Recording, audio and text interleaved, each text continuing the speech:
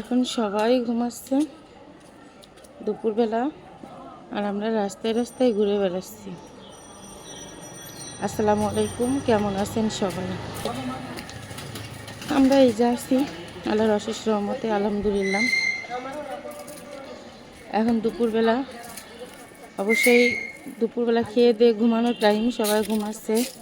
আর আমরা খাই বা না খাই, আমাদের মা ছেলের বের হয়ে যাওয়া লাগে প্রতিদিনের যুদ্ধে।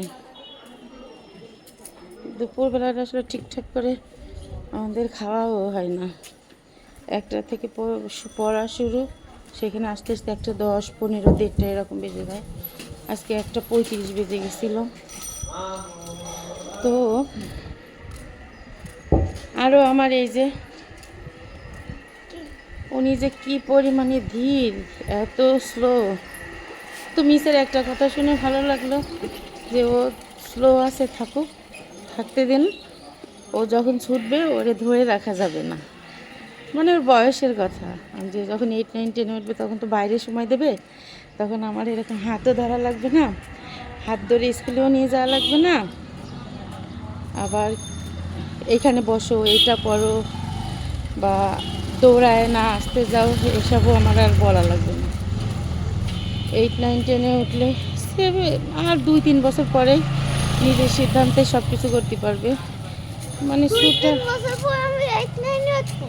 মানে না, তখন থেকেই সব কিছু করতে পারবো আর কি। তাই তখন থেকে তো আমি 5-এ উঠবো, বুঝলে না?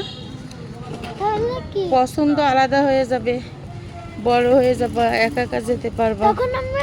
তখন আমি 6-এ উঠে যাবো না? হ্যাঁ, তাই বলতেছি আর কি। থামায় পারা যাবে না। তো তারপর থেকে একটু ভালোই লাগতেছে যে আসলে না, ছোট কিন্তু বড় বড় ফিল হচ্ছে। আর একটা জিনিস, পরিবেশে পাড়ার মোড়ে এই জিনিসটা অনেক সুবিধা। এইখানে বাজার বসে, মানে হাতের নাগালে দুপুর পর্যন্ত মাছ সব কিছুই পাওয়া যায়।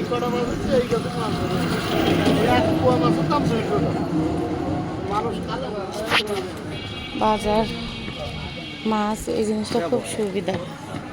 আপনাদের দেখায়, এখন তো দুপুরবেলা, এখন কম, সকালে সব কিছু পাওয়া যায়, ডিম, দুধ।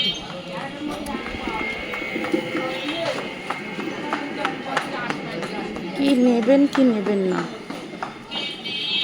টাটকা ছোট মাছ, বড় মাছ, হাঁস, মুরগি, সবজি, মানে গ্রাম থেকে আসে সব।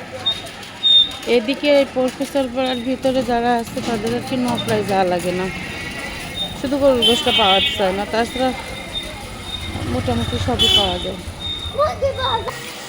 ফুল গাছও পাওয়া যায়। তো আমরাও চলে আসছি, ভ্যানে উঠবো। তো দুপুরবেলা ভ্যানে পাওয়া যায় না, সমস্যা হয়। স্ট্যান্ডে চলে আসি, যাবেন? তো সবাই ভালো থাকেন, সুস্থ থাকেন। আল্লাহ হাফেজ, আসসালামু আলাইকুম।